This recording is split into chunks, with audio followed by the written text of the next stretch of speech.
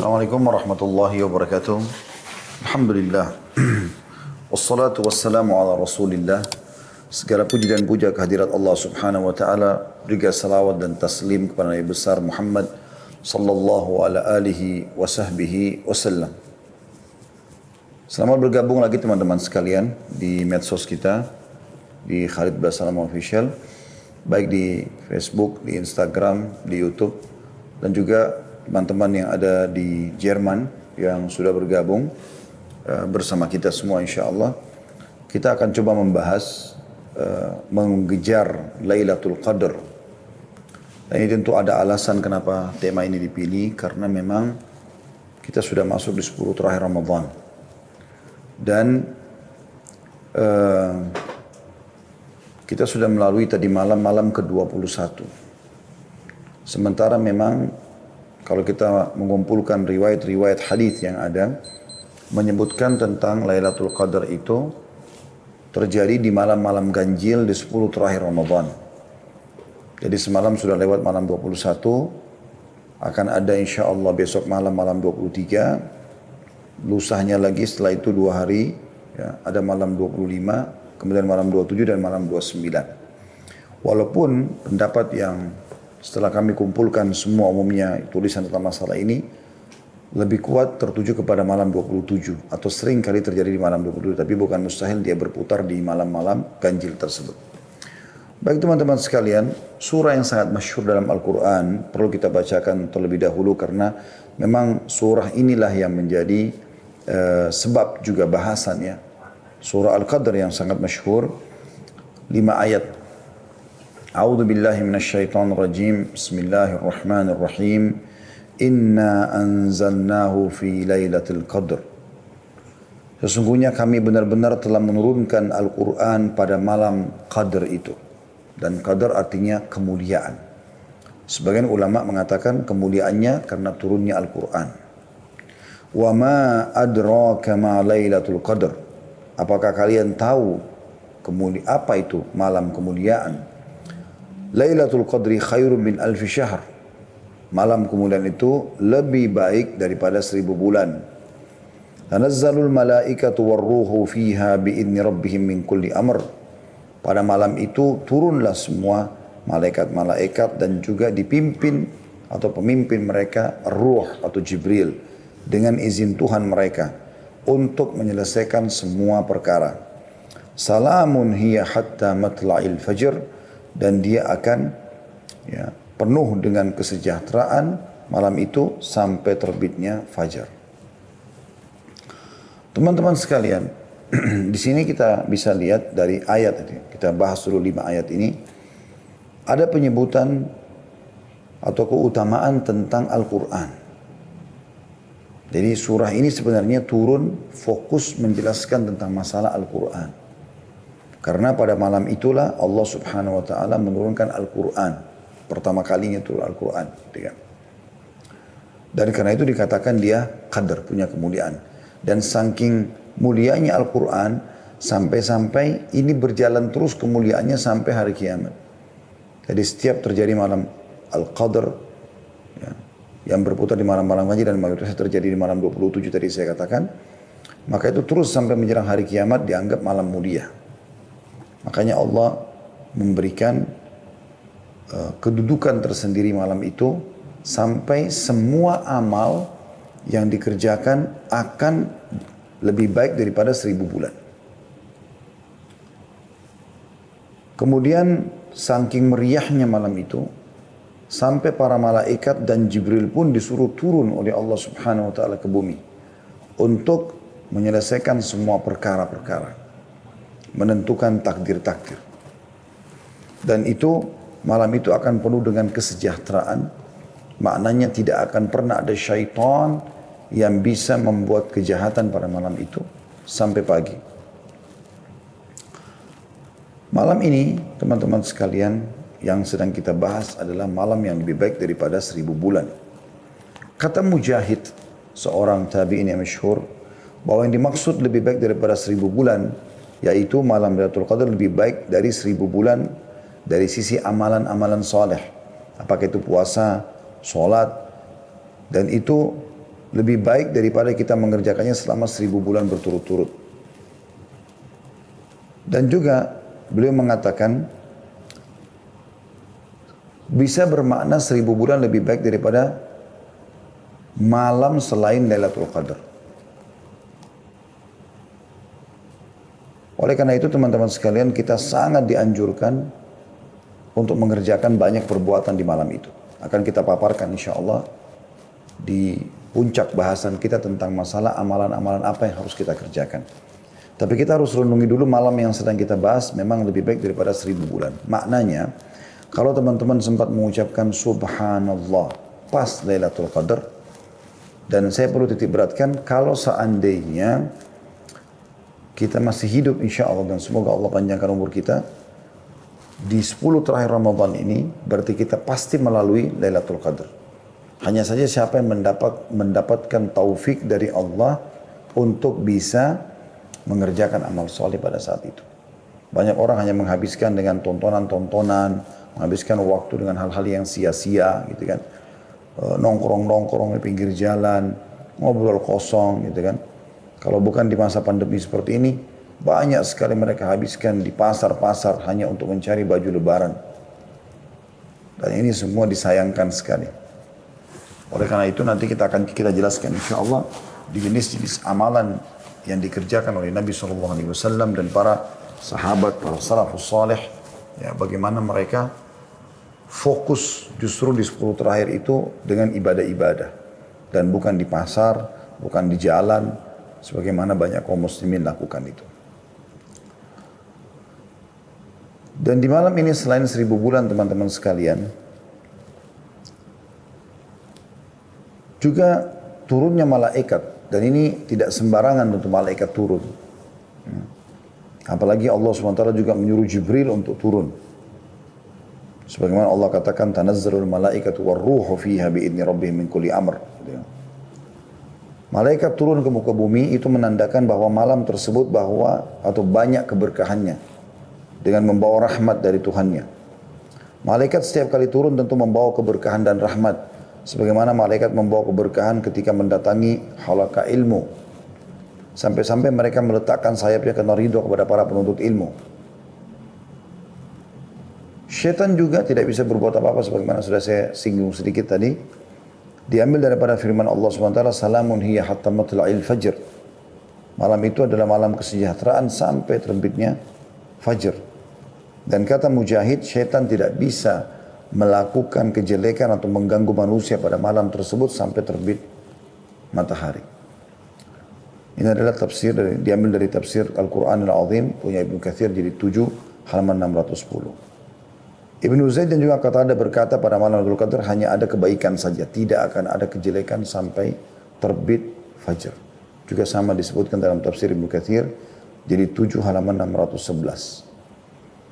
Pada malam itu juga, ini malam mulia sekali, Allah Subhanahu wa taala tentukan takdir, ajal dan rezeki.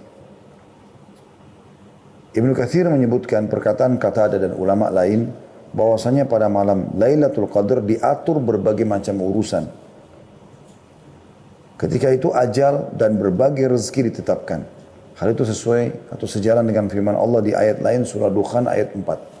Surah Dukhan ayat 4 yang bunyinya A'udzu billahi minasyaitonir rajim fiha yufraqu kullu amrin hakim.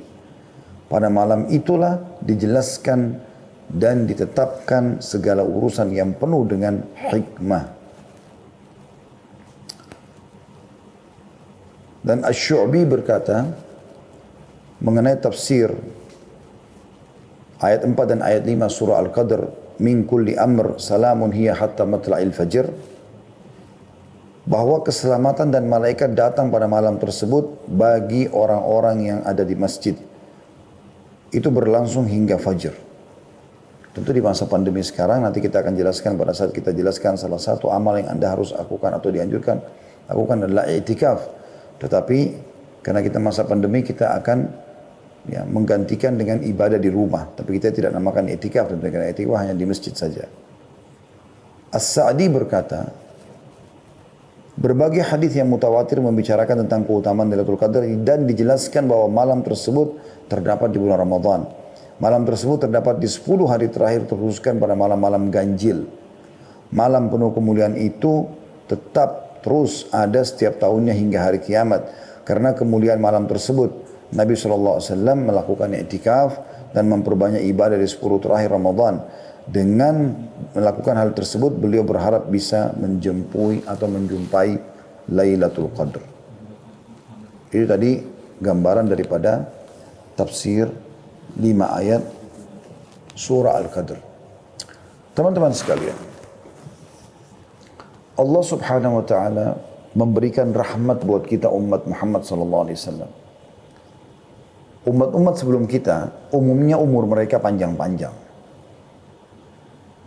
Misal Nabi Nuh alaihissalam berdakwah di kaumnya itu teman-teman sekalian 950 tahun.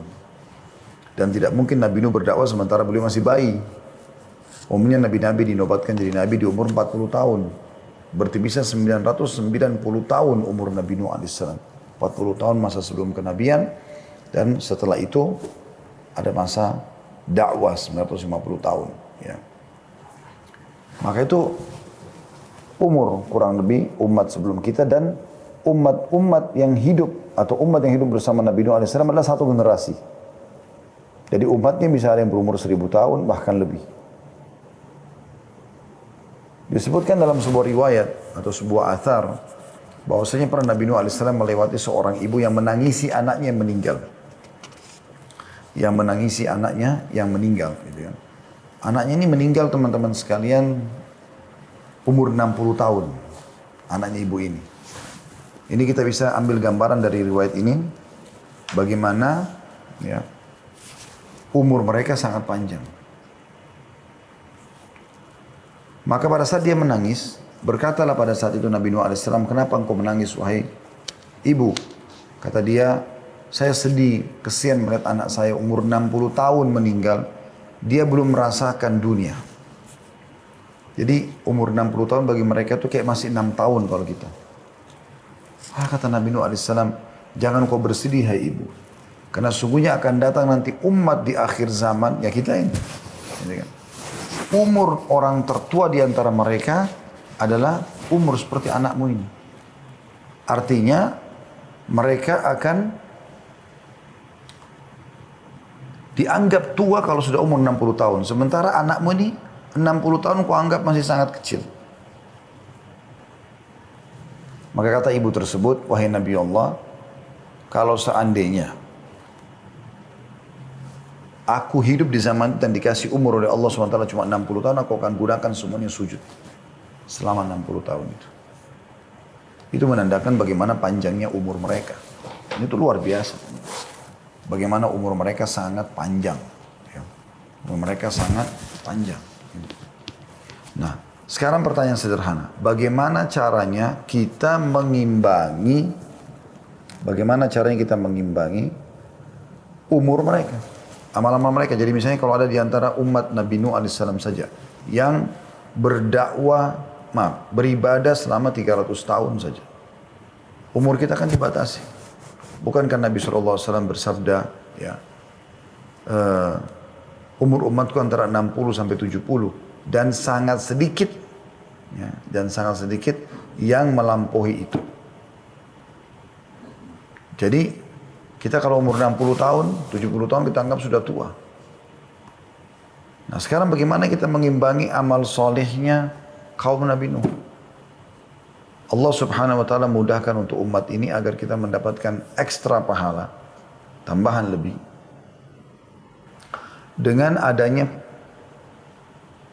keutamaan yang diberikan di beberapa tempat kalau kita beribadah, kayak kasus kita ibadah di Masjid Haram Mekah 100.000 kali lipat pahala sholatnya, Masjid Nabawi 1000 misalnya. Ya.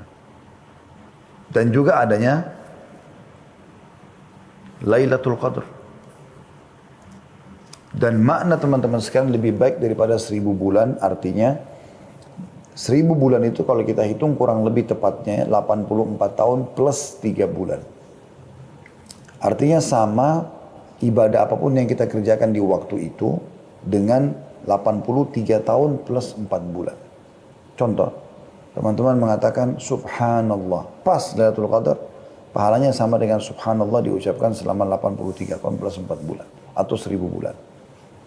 Dia mengatakan astagfirullah, sama dengan astagfirullah selama 1000 bulan. Dia sedekah, ya, misalnya dengan sebagian hartanya. Maka dia sama dengan bersedekah misalnya 1 juta rupiah. Sama dengan dia bersedekah 1 juta rupiah itu selama 83 tahun plus 4 bulan. Dia membuka puasakan orang. Dia bakti sama orang tua. Dia jenguk orang sakit. Apa saja. Dia membantu orang susah. Menghilangkan kesedihannya, bisa menghiburnya. Dan segala macam hal yang dia kerjakan. Kalau di Lailatul Qadar, maka semuanya tentu akan dilipat gandakan sama dengan 1000 bulan. Anda bisa bayangkan itu. Sebagian ulama mengatakan, malam itu mulai diambil atau terhitung dari awal malam datang. Yaitu habis maghrib. Karena sudah mulai gelap. Biasanya orang sudah membahasakan malam. Begitu juga sampai dia pagi hari, berarti memang betul-betul sampai subuh. Gitu kan. Dan itu waktu yang sangat lama. Berarti Anda, insya Allah biidznillah, kita berharap pada saat membuka puasakan orang, berarti Anda sudah dapat pahala itu. Insya Allah, kita berharap itu. Anda kalau ya membaca Al-Quran, berzikir, bersedekah, apa saja amal yang kita kerjakan, lebih baik daripada 1000 bulan. Dan ini luar biasa. Dia hanya terjadi setahun sekali. Baik, Ustaz, apakah saya boleh kalau begitu fokus ibadah di malam-malam ganjilnya saja? Jawaban kami tidak tentunya. Kenapa tidak, Ustaz? Kan malam Lailatul Qadar hanya terjadi di malam-malam ganjil. Ya, karena bisa saja perhitungan manusia bisa luput. Bisa saja justru yang Anda anggap itu ganjil ternyata genap. Saya sendiri kemarin hampir luput. Saya mengingat kalau itu adalah malam 21, teman-teman sekalian. Saya bahkan sempat berpikir itu adalah malam 20. Ternyata sudah puasa yang ke-20, malamnya sudah 21. Ada seorang sahabat dekat saya, Dr. Yusuf Bahuth, hafizahullah, beliau salah satu dosen di Ummul Qura di bagian tafsir ya. Beliau mengirimkan kepada saya itu. Datanya malam hari ini, hari Rabu, akan masuk malam ke-21 dan itu akan masuk Lailatul Qadar. Subhanallah. Saya baca itu terus saya teringat, oh iya sudah malam 21 rupanya.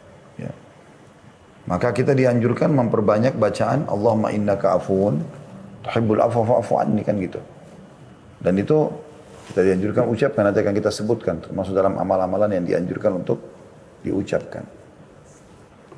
Jadi teman-teman sekalian, memang ini sangat mahal dan kebetulan alhamdulillah, semoga Allah mudahkan kita mendapatkan, kita sekarang berada di 10 terakhir Ramadan. Dimanapun Anda berada di muka bumi ini, ya setahu saya ya, pada tahun ini hampir semuanya sama mulai berpuasanya. Ya, insya Allah. Maka mudah-mudahan juga secara bersamaan. Karena kalau ada yang baru puasa 22 misalnya, berarti dia malam 23, yang satunya sudah malam 24, atau puasa 24 berarti sudah malam 25. Maaf, dia ada yang berpuasa 22, malamnya 23, ada yang berpuasa hari ke-23 berarti malam 24. Ini yang mana Lailatul Qadarnya, gitu kan? Kuasa Allah Subhanahu wa taala. Tapi bi fadlillah azza wajalla ini malah terjadi hampir serentak, gitu kan?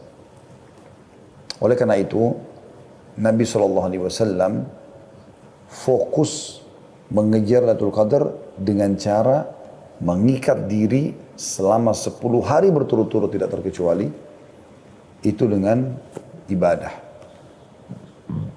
Mengikat diri di masjid dengan i'tikaf, ya. Demi untuk mengejar Lailatul Qadar. Karena dengan kita fokus ke 10 hari itu, maka dipastikan mau genap, mau ganjil, kita akan coba fokus beribadah. Maka insya Allah kita pasti akan mendapatkannya dengan izin Allah SWT. Dibandingkan dengan Anda hanya nebak-nebak. Ya, saya pernah ada di satu kota dan ternyata subhanallah di kota itu tiba-tiba saja saya lihat di habis sholat tarawih di malam 27, orang-orang pada bagi-bagi makanan segala macam gitu. Lalu mereka mengatakan sudah Lailatul Qadar. Padahal mungkin sebelumnya mereka malas beribadah. Mudah-mudahan kita berharap Allah karunia kepada mereka, tapi masalahnya adalah bisa saja luput dari mereka. Mungkin di malam 23 terjadi, mungkin di malam 25. Kan begitu. Jadi harusnya kita fokus 10 hari tersebut. Baik, kita akan masuk teman-teman lebih dalam tentang amalan-amalan apa yang dikerjakan pada saat Lailatul Qadar. Ini penting sekali ya. Yang paling ditekankan sekali adalah Anda sholat malam. Apakah itu tarawih atau Anda kerjakan tahajudnya. Apa bedanya Ustaz tarawih sama tahajud? Beda dari sisi istilah dan juga waktunya. Tarawih santai, dimulai dari setelah Ba'da Isya sampai Masya Allah terserah kita mau selesaikan jam berapa, tergantung kadar ayat yang kita baca. Tahajud dikerjakan di sepertiga malam ataupun sudah lewat pertengahan malam gitu kan.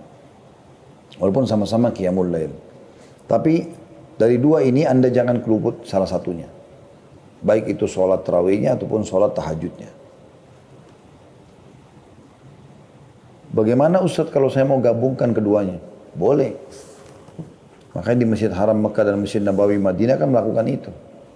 Mereka ada sholat tarawih, hanya saja di 10 terakhir Ramadan, kayak mulai tadi malam, di malam ganjil itu mereka sudah tidak lagi mengerjakan witir di sholat tarawih. Jadi cuma tarawih 20 rakaat, kemudian mereka tidak witir, nanti sekitar jam 12 malam atau setengah 1 malam, mereka baru mengerjakan qiyamul lail lagi dengan witir. Jadi kurang lebih jam setengah 1. Mereka kerjakan kadang-kadang 11 rakaat sampai 13 rakaat. Seperti itulah. Dan ini teman-teman kalau mau dapat keutamaannya, terutama dengan pembersihan dosa-dosa seluruhnya tidak terkecuali, Anda harus penuhi syaratnya 2. Sabda Nabi SAW yang masyhur dalam hadits Bukhari Muslim, "Man qama Ramadhana imanan wa ihtisaba, ghufira lahu ma taqaddama min dhanbi." Barang siapa yang mendirikan malam Ramadan karena keimanan dan mengharapkan pahalanya, dibersihkan dosa-dosa yang telah lalu. Dan di Lailatul Qadar lebih ditekankan lagi, karena kata Nabi SAW, "Man qama Lailatul Qadri imanan wa ihtisaba, ghufira lahu ma taqaddama min dhanbi." Barang siapa yang bangun di malam Lailatul Qadar karena keimanan dan mengharap pahalanya, maka dosanya yang lalu akan diampuni.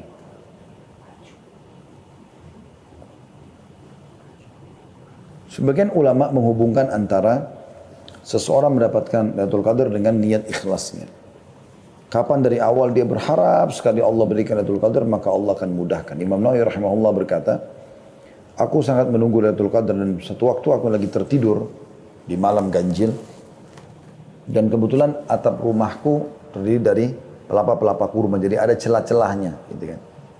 Dan pada saat aku lagi tidur ada cahaya bulan yang sangat terang menerpa wajahku dan aku pun melihat ke lubang dan aku lihat bulan sangat terang. Maka aku pun bangun untuk mengerjakan sholat malam dan aku yakin itu adalah malam Lailatul Qadar. Rasulullah SAW senantiasa mencari malam Lailatul Qadar dan memerintahkan sahabat untuk mencarinya. Beliau membangunkan keluarganya pada malam 10 terakhir dengan harapan mendapat malam Lailatul Qadar.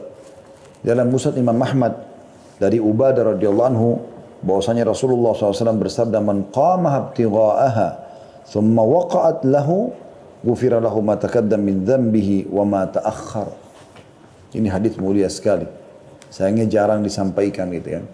Kebanyakan hadis tadi yang sudah kita baca awal. Hadis ini bunyinya, barang siapa yang bangun sebagai usaha untuk mendapatkan malam Lailatul Qadar, lalu ia benar-benar mendapatkannya, niscaya akan diampuni dosa-dosanya yang lalu dan yang akan datang. Ini luar biasa. Satu malam ini mulia benar. Jadi dosa-dosa belum kita kerjakan sudah dimaafkan oleh Allah SWT.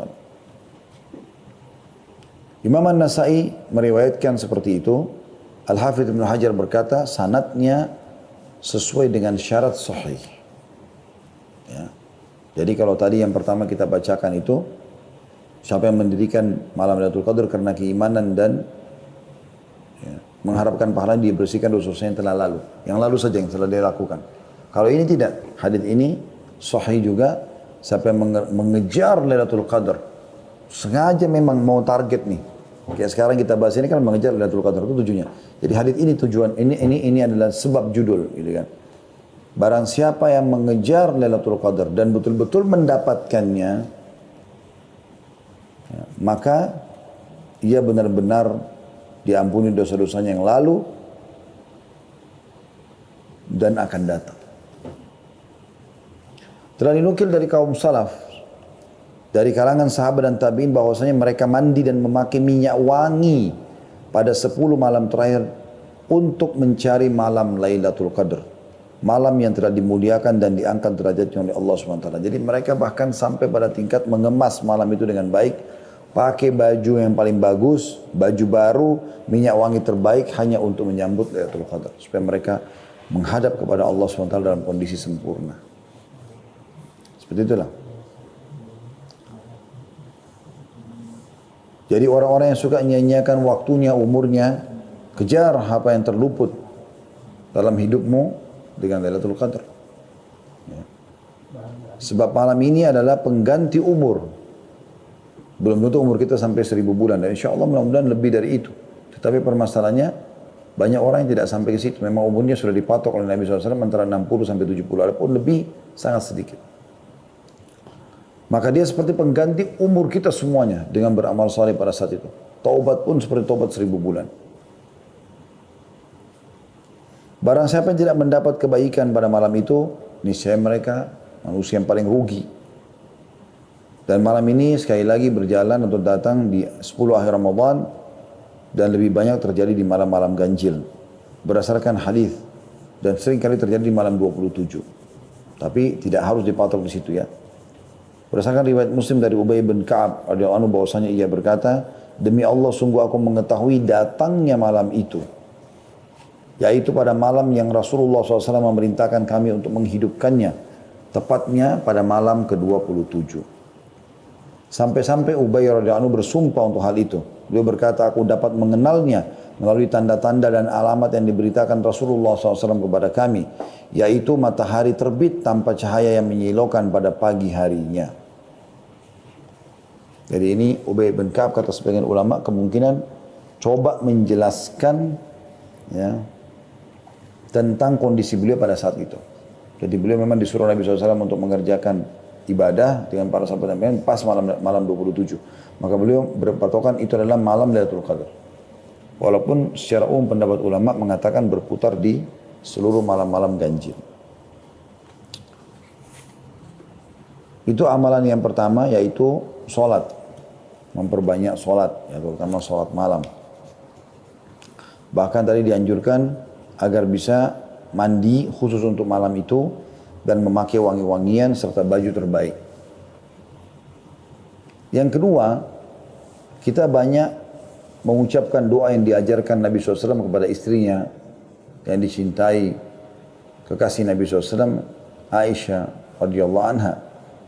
Beliau berkata, wahai Rasulullah, apa yang akan aku baca bila bertepatan pada malam itu, Lailatul Qadar? Maka kata Nabi SAW, ucapkanlah, Allahumma innaka afuwun tuhibbul afwa fa'fu anni. Ya Allah, sungguhnya Engkau maha pemberi ampunan dan menyukai orang yang memohon ampun, maka ampunilah aku. Ampunilah aku. Ya. Jadi termasuk adalah hal yang luar biasa. Ya. Bagaimana ucapan ini adalah ucapan yang memberikan makna yang sangat dalam kalau seseorang itu berusaha tentunya semaksimal mungkin agar dia bisa mendapatkan pengampunan. Karena sekali Anda mohon ampun kepada Allah SWT pada malam itu, seakan-akan Anda memohon ampun kepada Allah dari sisi pahala dan juga ijabahnya 1000 bulan atau 83 tahun plus 4 bulan. Dan ini termasuk dalam doa-doa yang baik teman-teman dan zikir. Dan ini juga termasuk amalan yang harusnya selalu dijaga. Ya. Apalagi kalau Anda mengejarnya di sepertiga malam terakhir ya. 3 atau 2-3 jam. 4 jam lah sebelum subuh. Anda fokus di situ. Maka insya Allah memperbanyak istighfar untuk mendapatkan fadilah atau keutamaan dalam ayat dikatakan wabil ashari hum yastaghfirun. Mereka selalu beristighfar di waktu-waktu sahur atau waktu menjelang subuh. Doa mustajab karena sepertiga malam Allah turun ke langit bumi. Ya, kemudian juga minta agar diberikan takdir baik, ya, kebaikan-kebaikan semua karena memang pada malam itu semua perkara ditentukan atau ditakdirkan oleh Allah Subhanahu wa taala. Yang ketiga teman-teman yang Anda lakukan adalah i'tikaf. Ya, i'tikaf. Mungkin Anda mengatakan, Ustaz, untuk apa bahas i'tikaf? Karena kita sekarang pandemi nggak bisa ke masjid. Ya kan hukum ini berlaku sampai hari kiamat. Pandemi akan berlalu insya Allah. Tetapi permasalahannya adalah sekarang ada hukum syar'i yang harus kita tahu. Untuk mengejar Lailatul Qadar, maka Nabi SAW melakukan perbuatan ini, yaitu beriktikaf. Dan dikatakan dalam sebuah riwayat Bukhari, Rasulullah SAW biasa beriktikaf selama 10 hari setiap bulan Ramadan. Pada tahun beliau wafat, beliau beriktikaf selama 20 hari. Iktikaf adalah sebuah ibadah yang terkumpul padanya berbagai jenis ibadah lainnya, berupa tilawah Al-Quran, sholat, zikir, dan doa. Dan semua dikerjakan di masjid. Orang yang belum pernah iktikaf menggambarkannya sebagai ibadah yang berat dan sulit.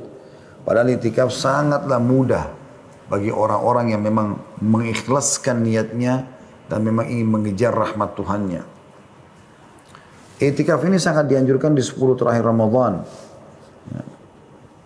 Bagi laki-laki dan bagi perempuan, ditekankan untuk menghindari tapi dibolehkan hukumnya. Lebih baik mereka fokus di rumah. Karena ummahatil mu'minin radhiyallahu anhunna beriktikaf setelah wafatnya Nabi SAW. Tapi selama ada suami mereka, maka mereka justru di rumah. Dan Nabi SAW pada saat itu beriktikaf di masjid. Dan beliau selalu lakukan iktikaf ini 10 hari terakhir di akhir Ramadan untuk mengejar Lailatul Qadar. Dan di tahun terakhir beliau hidup, beliau kerjakan selama 20 hari. Iktikaf sendiri dari segi etimologi adalah menetapi sesuatu dan mengikat diri kepadanya. Sementara secara terminologi adalah menetapi masjid dan berdiam di dalamnya dengan niat mendekatkan diri kepada Allah SWT. Berarti dari definisi ini rumah nggak masuk. Ya. Rumah nggak bisa kita katakan saya beriktikaf di rumah. Kan sekarang pandemi nggak bisa. Nah, ini hanya berlaku di masjid. Tetapi insya Allah, bila Anda memang sudah biasa melakukannya, sebagaimana hadis Nabi SAW yang sudah masyhur, atau kama qala Nabi SAW, siapa yang terbiasa mengerjakan sebuah ibadah, maka akan dicatatkan baginya pahala lengkap pada saat dia punya uzur. Gitu ya. Jadi insya Allah Anda akan diberikan pahala iktikaf walaupun Anda tidak beriktikaf di tahun ini ya. Ibnu Qayyim rahimahullah menjelaskan beberapa hikmah iktikaf itu sendiri. Kelurusan hati dalam perjalanannya menuju Allah, kata beliau, sangat bergantung kepada kuat tidaknya hati itu berkonsentrasi mengingat Allah SWT dan merapikan kekusutan hati serta menghadapkannya secara total kepada Allah SWT. Sebab kekusutan hati hanya dapat dirapikan dengan menghadapkan secara total kepada Allah. Perlu diketahui bahwasanya makan dan minum yang berlebihan, kepenatan jiwa dalam berinteraksi sosial, terlalu banyak berbicara dan tidak tidur akan menambah kekusutan hati, maksudnya kurang tidur ya. Bahkan dapat mencerai-beraikannya dan menghambat perjalanan menuju Allah SWT atau melemahkan langkahnya. Maka konsekuensi rahmat Allah yang maha perkasa lagi maha pengasih terhadap hamba-hambanya, Allah SWT mensyariatkan ibadah puasa atas mereka untuk menghilangkan kebiasaan makan dan minum secara berlebihan, ya. Serta membersihkan hati dari noda-noda syahwat dan menghalangi perjalanan menuju Allah Subhanahu wa taala. Iktikaf hanya akan membersihkan hati dan akan membuat kita terpaut dan terikat dengan rumah Allah yang biasanya sangat jarang didatangi. Allah Subhanahu wa taala menyebutkan tentang i'tikaf dalam surah Al-Baqarah ayat 125 yang bunyinya A'udzu billahi minasyaitonir rajim an tahhira baitiya lit-ta'ifin wal 'akifin war ruk'is sujud. Bersihkanlah rumahku Allah SWT berfirman kepada Ibrahim dan Ismail alaihi wassalam, bersihkanlah rumahku, Ka'bah, untuk orang-orang yang tawaf, yang i'tikaf, mengikat diri di masjid, yang ruku dan juga yang sujud. Dan dalam sebuah hadis yang diriwayatkan Imam Bukhari, Abu Hurairah berkata, radhiyallahu anhu, Rasulullah SAW biasa beritikaf selama 10 hari pada setiap bulan Ramadan. Jadi masuk mulai dari puasa 19 berarti malam 20, terus sampai subuh Idul Fitri. Makanya dianjurkan juga oleh para ulama agar melakukan i'tikaf di masjid yang jami', yang ada Jumatnya, ada sholat idnya. Ya. Tapi kalau anda cuma bisa melakukannya hanya sampai malam lebaran, atau anda cuma bisa melakukannya beberapa hari saja, ya, maka itu juga masuk dalam istilah i'tikaf, tapi tentu beda kadar pahalanya. Dan di tahun atau pada tahun di mana beliau wafat, maka beliau beriktikaf selama 20 hari. Aisyah juga berkata radhiyallahu anha, Rasulullah SAW biasa beriktikaf pada setiap bulan Ramadan. Manakala selesai sholat subuh, beliau segera memasuki tempat i'tikafnya. Ya. Hadis ini riwayat Bukhari Muslim. Disebutkan juga dalam riwayat lain hingga beliau juga beriktikaf pada 10 terakhir bulan Syawal. Diriwayatkan oleh Bukhari Muslim. Riwayat ini memberikan penjelasan kepada kita sebenarnya i'tikaf boleh juga dikerjakan walaupun bukan di bulan Ramadan. Karena Nabi SAW pernah kerjakan juga di bulan Syawal sebagaimana riwayat Bukhari Muslim. Tapi yang diprioritaskan adalah di 10 terakhir Ramadan karena mengejar Lailatul Qadar tadi. Juga Aisyah menuturkan radhiyallahu anha, Rasulullah SAW biasa beriktikaf pada 10 hari terakhir bulan Ramadan. Hal itu beliau lakukan hingga beliau wafat. Lalu setelah beliau wafat, para istri-istri beliau juga melakukannya sepeninggal mereka atau beliau, sepeninggal beliau. Hadis riwayat Bukhari Muslim. Artinya perempuan boleh beriktikaf, tapi harus dipastikan iktikaf di masjid karena dia nginap selama 24 jam. Ya, bahkan makan dan minumnya pun di masjid gitu kan. Cuma dia jaga kebersihan masjid. Maka ini bagian daripada syariat. Tetapi seorang istri harusnya tidak mengerjakannya selama suaminya masih ada sampai suaminya wafat. Atau memang suaminya mengajak dia bersama-sama untuk i'tikaf, itu lain. Ya. Dan teman-teman sekalian, tentu i'tikaf tidak harus dipaksakan karena dia hukumnya sunnah muakkadah. Tetapi misalnya kalau seseorang memang tidak bisa tinggal di masjid, kayak kasus sekarang juga termasuk kita pandemi. Walaupun anda belum pernah i'tikaf, sekarang sudah dengar, oh ternyata punya keutamaan banyak sekali i'tikaf. Saya juga mau i'tikaf misalnya. Anda sudah niatkan begitu, insya Allah dicatatkan pahalanya oleh Allah Subhanahu Wa Taala. Dicatatkan pahala. Jadi tidak usah khawatir. Ini itu. Walaupun kita tidak bisa i'tikaf di masjid sekarang, tapi hukum ini kan anda pelajari supaya anda bisa terapkan di tahun-tahun yang akan datang. Ya, seperti itulah kurang lebih. Pada saat i'tikaf, anda sangat dianjurkan untuk memperbanyak ibadah, terutama sholat tadi. Ya, kemudian tilawah Al-Quran, membaca buku-buku ahli ilmu, halaqah majlis ilmu kalau ada yang dibuat oleh ulama di masjid yang kebetulan i'tikaf. Menjauhkan diri dari segala macam ya, perkataan sia-sia, mencela, mencaci maki, tontonan-tontonan yang tidak baik. Ya.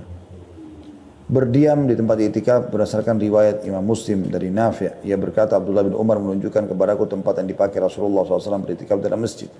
Dan beliau tidak keluar sama sekali. Sampai pernah kedatangan istrinya saja, Sofia, lalu Nabi SAW temui di masjid.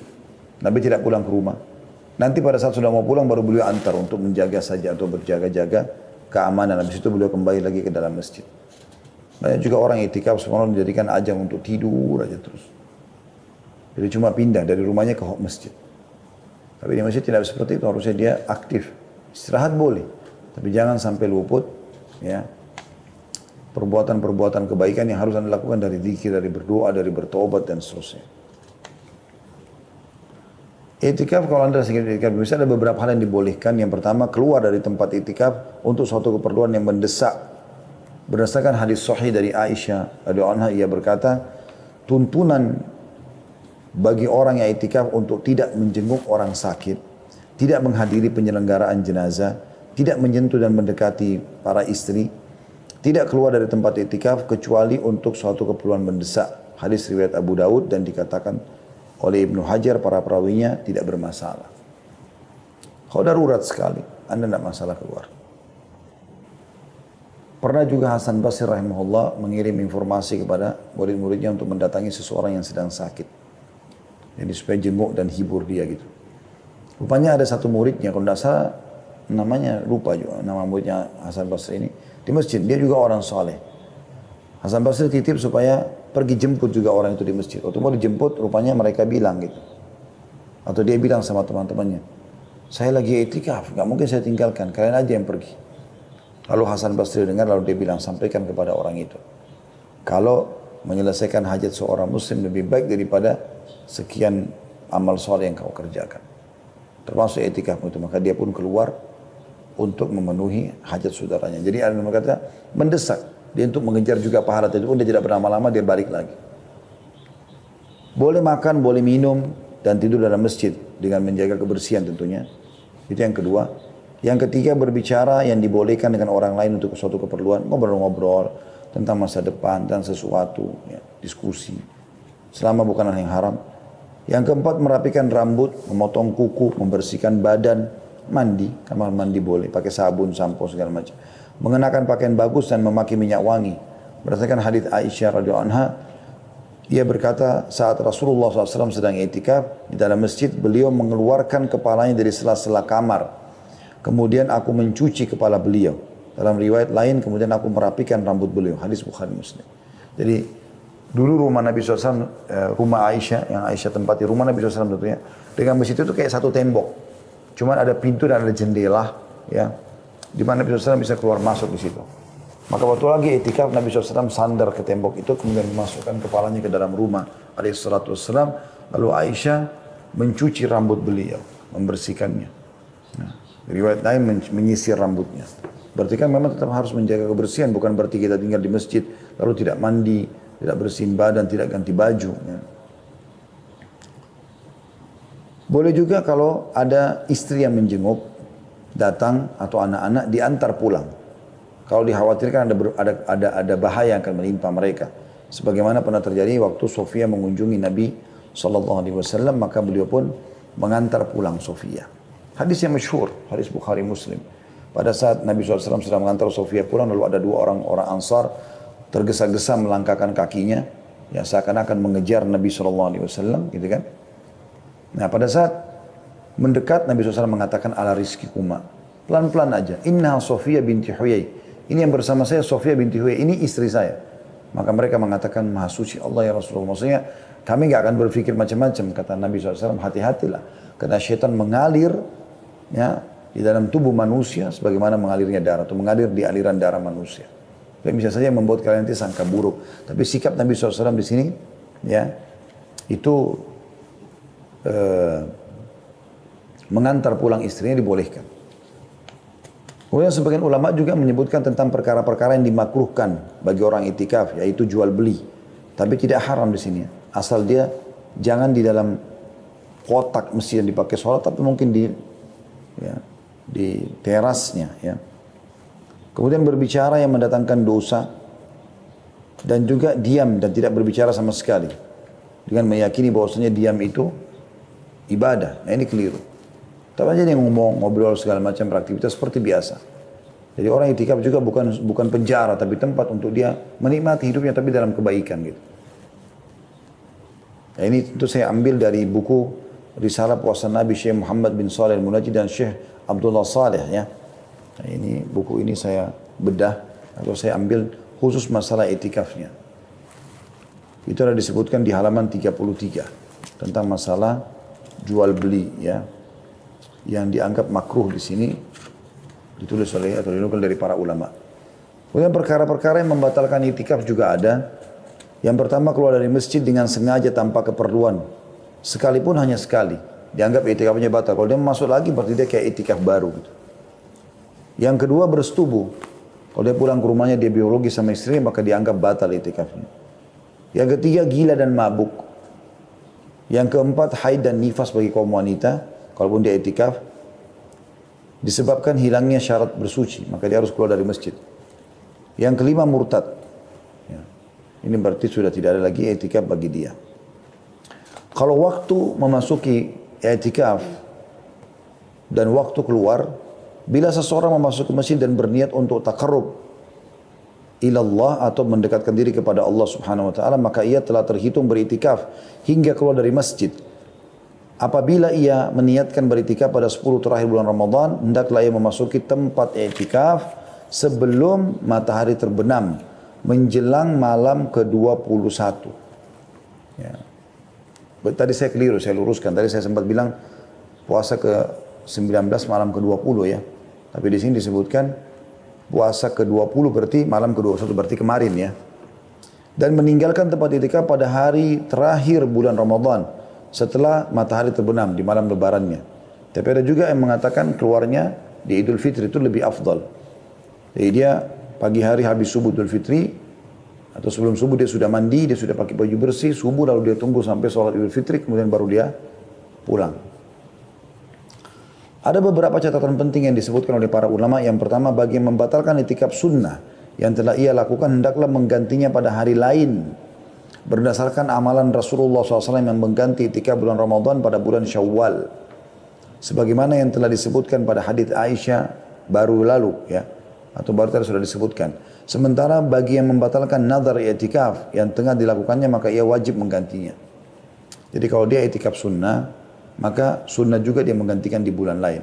Kalau itu adalah nazar, misalnya kalau saya sembuh penyakit saya mau ya i'tikaf di masjid 3 hari, maka ini dia harus melakukan. Kalau dia tidak bisa, dia masih sakit misalnya, maka dia wajib melakukan di hari lain.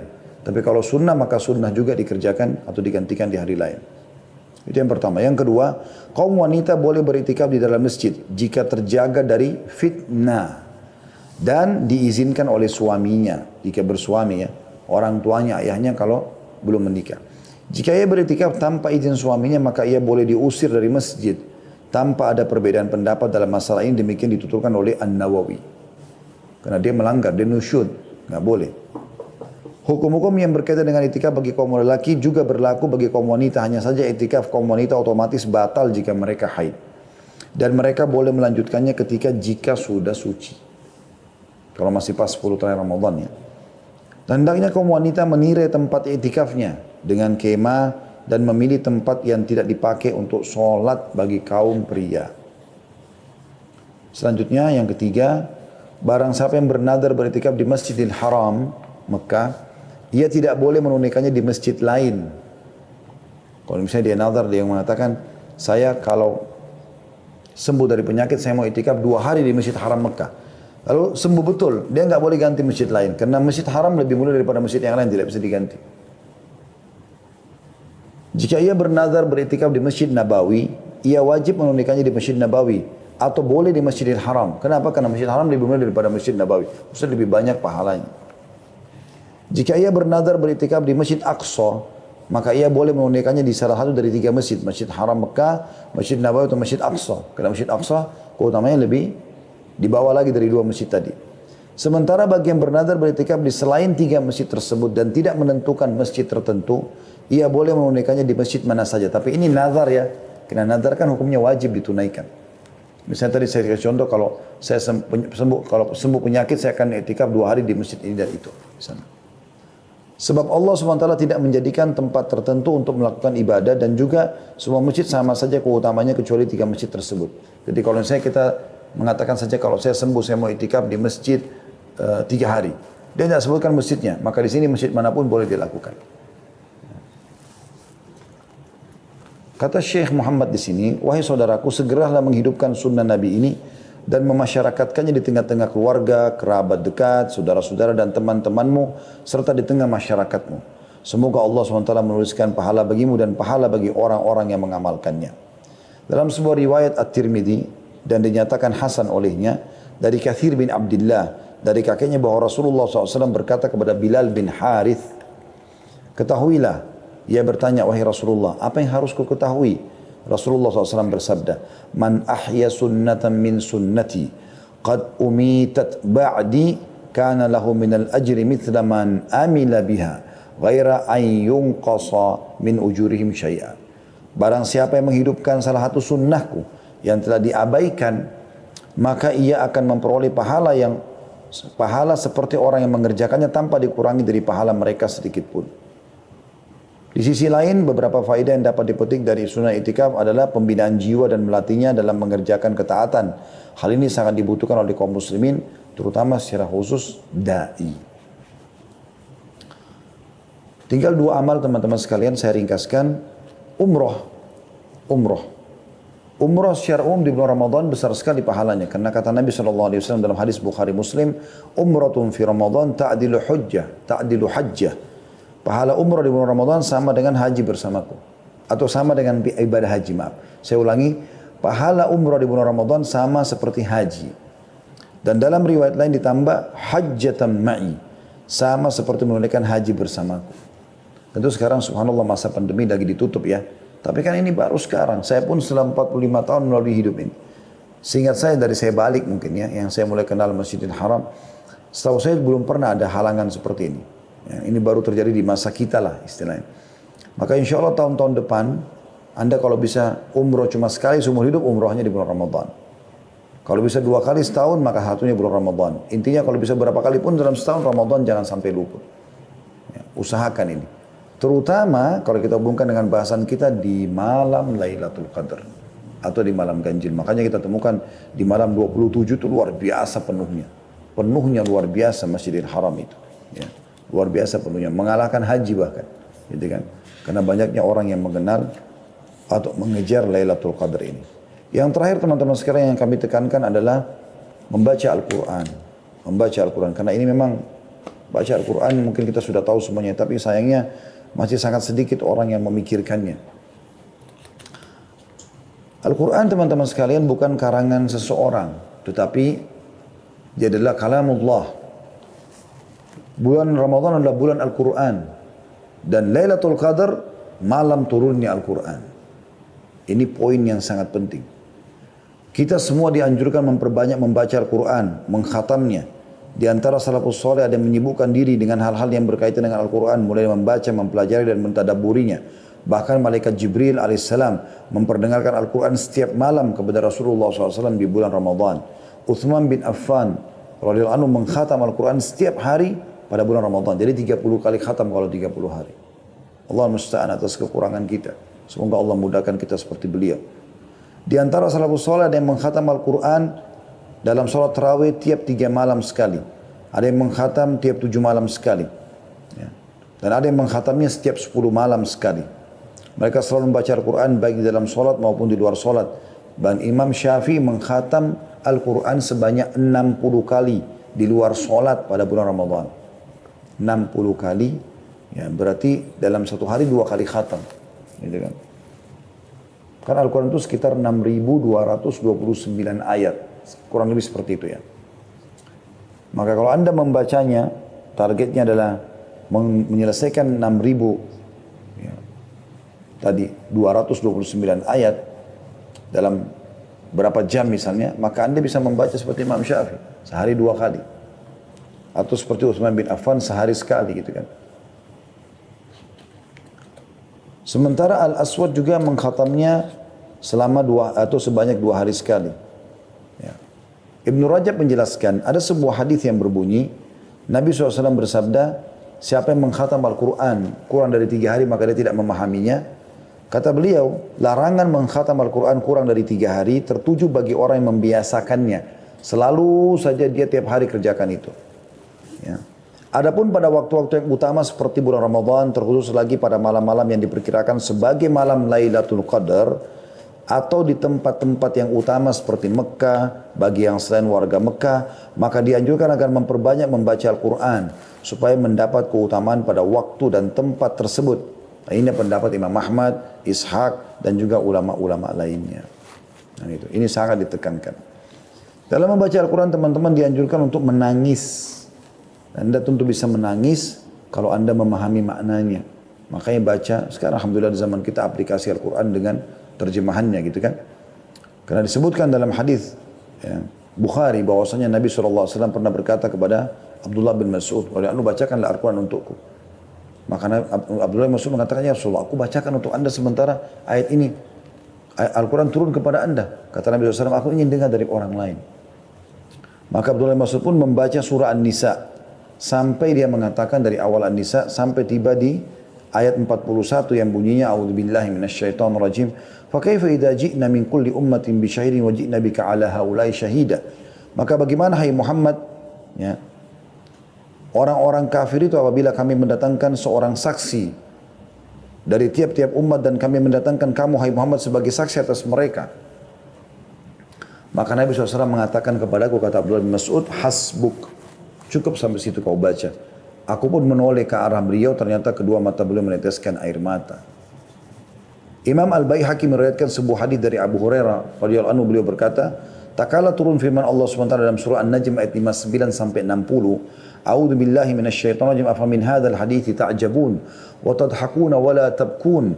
Maka apakah kalian merasa heran terhadap pemberitaan ini tentang hari kiamat, tentang Allah Subhanahu wa taala, tentang surga dan neraka, tentang kematian, tentang alam barzah, tentang nabi-nabi sebelum kita dalam Al-Qur'an. Apakah kalian merasa heran dengan informasi itu? Dan kalian menertawakan dan tidak menangis? Ahlus Suffah, orang-orang yang hidup di belakang rumah Nabi SAW, Suffah itu bisa menampung kurang lebih 300 orang sahabat yang ingin belajar kepada Nabi SAW pada saat itu. Menangis hingga tetesan air mata membasahi pipi mereka pada saat membaca ayat ini. Ketika hal itu didengar oleh Rasulullah SAW, beliau tersentuh dan ikut menangis bersama mereka. Melihat hal itu kami pun menangis, kata para sahabat. Kemudian Rasulullah SAW bersabda, La yalijun nara man baka min khasyatillah. Tidak akan masuk neraka orang yang menangis karena takut kepada Allah.